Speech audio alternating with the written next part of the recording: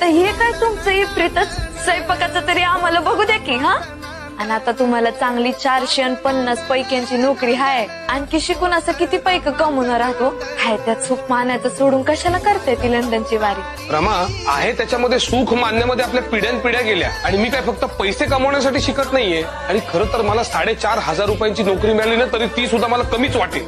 म्हणजे तुम्ही काय बोलताय, मला काही उमजन साहेब. एवढ्या पैक्यांचं काय कराल व?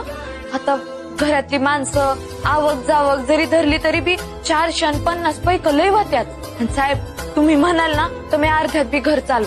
रामू, तू फक्त आता आपल्या घरातल्या लोकांचा विचार करतेस म्हणून हे पैसे पुरतील असं वाटतंय तुला.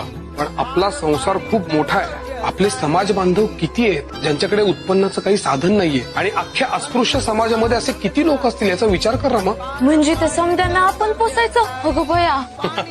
रमा, तू खरंच किती भाबडी आहेस ग.